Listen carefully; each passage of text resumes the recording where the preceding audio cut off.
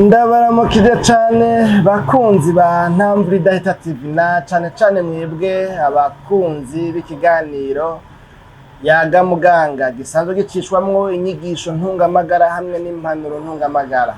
Amagara meza rero kugubwa neza no kuranirwa mu byanyu no mu banyu nivyo ndabipfurije. Nijewe nkuko mubibona kandi muvyumva mbere mumaze kubimenyera Janvier Manirambona nongeye kugaruka kugira ngo dusangire izi nyigisho ntungamagara hamwe n'izi mpanuro ntungamagara muri kino kiganiro cacu yaga muganga. Mwebwe bashasha hariho ibintu byinshi mwahombye mutashoboye gukurikirana mu biganiro byarenganye, ariko n'ubu biracashoboka yuko mushobora kubirondera hamwe mwofyonda kuri sabone canke subscribe bivanye n'ururimi telefone zanyu zirimwo canke mudasobwa zanyu zirimwo, kugira ngo bikunde mushobore kuza murakurikirana ibiganiro bitari bike dusanzwe ducisha kuri ntizorohereza TV bisanzwe bivuga ku nyigisho ntungamagara hamwe n'impanuro ntungamagara. Mu kiganiro rero yaga muganga cacu kino munsi twagomba turabire hamwe ikintu kigira gatandatu muri vya bintu indwi twababwira yuko tugiye kuzomara iminsi tuvugana ko byofasha umuntu agwaye indwara ya estomac, ariko mugabo iyo avyirinze akaba yokoroherwa, iyo naho ari ibikwiye gushirwa mu ngiro no kwitwararikwa akavyitwararika rero cette fois navyo bikaba vyotuma ashishikara koroherwa, kuko era yuko twarabonye hariho ivyo umugwayi wa estomac akwiye kwirinda akiyubara, hariho n'ivyo umugwayi wa estomac akwiye gushira mu ngiro akabikora kugira ngo ashishikare kugira amagara meza. Ni nayo ntumbero ya kino kiganiro yaga muganga. Ubu rero twaga turabira hamwe ingingo ivuga yuko umurwayi wa estomac si impuzu izo arizo zose akwiye kwambara, hariho impuzu azambaye zidaheza ngo zorohereze amagara yiwe. Aha tuvuga ngo mbwire gito canje icundi cumvireho, mu yandi majambo tubwira abantu tubwira n'abandi, kubera izi mpanuro ntungamagara n'izi nyigisho ntungamagara ntibiraba abantu bagwaye gusa, kubera ko dusanga bifitiye inyungu twese. Twarabonye muri kwa gufungura mu buryo bubereye, twarabonye position umuntu arwaye estomac akwiye gufunguramwo, yuko akwiye gufungura agizene yicaye agororotse agoroye umugongo, ko atakwiye kurya yitunye. Birakwiye ko estomac iba iri bien dispose, imeze neza, yorohewe, hanyuma yiteguriye kwakira imfungurwa tuyihaye.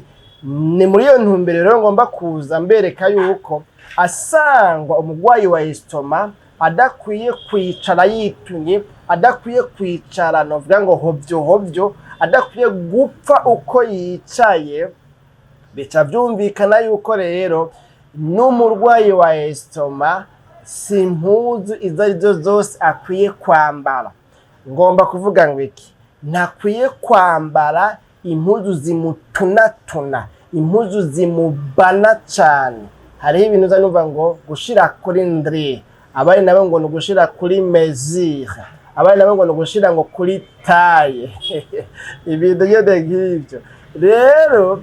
Ibyo bintu muvyitondere, namye ndaba ikigwa kiraho c'ubushakashatsi cagizwe ngo basanga aba bantu bakunda kwambara amapantaro abana cane y'amajinisi, muraze cane abigeme naho n'abagabo nabo nyene cyangwa se imisoresore.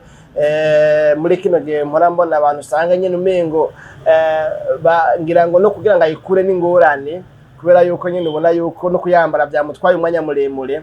Burya rero ngo hariho abantu barwara indwara z'amanere, indwara z'imitsi, canke se akagwara n'izindi ndwara zivuye ku kubera yuko ibihimba cane vy'amaguru vyabo bitabaye vascularize neza, bitabaye bien irrigué, bitaronse amaraso akwiye.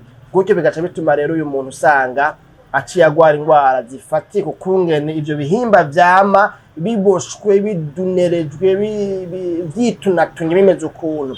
Rero ngo umugwayi wa estomac burya ngo ntakwiye kwambara impuzu izo arizo zose cane ngo izi bava ngo ni sur mesure, iziri kuri ndre, iziri kuri taille. Ivyo byose nibaza ko gira ngo muca muvyumva kunsumbya.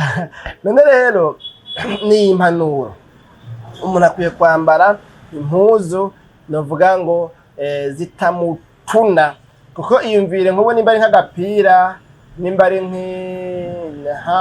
murabona n'abakenyezi canke abigeme bobo rero narijya bashobora kwambara n'amasuti hama ugasanga birabatuna cane, birababana cane, birabegera cane.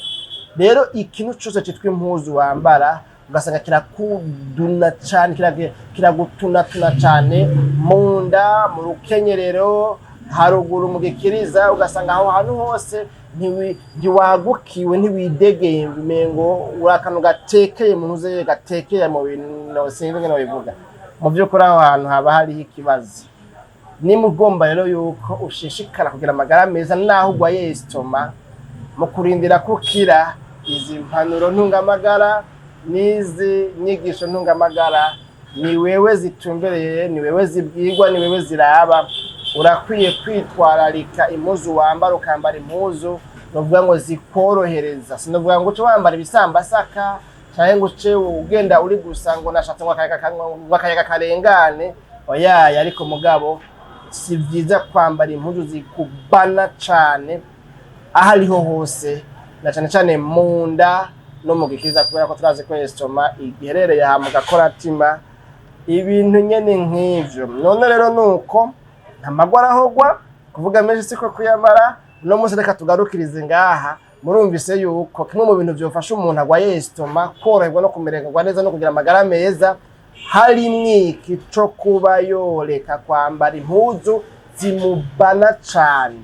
Aho rero kandi mbwire gito cyane icyo tumvireho, so ugwaye estomac wenyene nta muntu n'umwe akwiye kwambara impuzu zimubana ugeze kubona uko umengo no guhema ntashobora guhema, n'utwo yariye ntidushike mu nda, ugasanga umuntu yambaye ibintu bibana gushika naho ngira ngo n'utwariye tudashika mu nda. Ivyo bintu sinzi yo mubikura, ariko mugabo zamwambara nyine ibintu nyine bibaha amahoro, bituma mwumva ko worohewe, umubiri ugahema, umubiri ukoroherwa, hanyuma nyine dushishikare tugira amagara meza. Abakunzi ba Yaga Muganga, munyemerere rero mbasezerere ngaha ikiganiro Yaga Muganga cacu cuno munsi. Aha niho tukigarukirije. Mwakoze kugikurikirana, bashasha mushonde kuri sabone canke subscribe, bizotuma muza muraronka ibiganiro byacu igihe cyose tubishizeko. Ndabikebanuye naho utaha.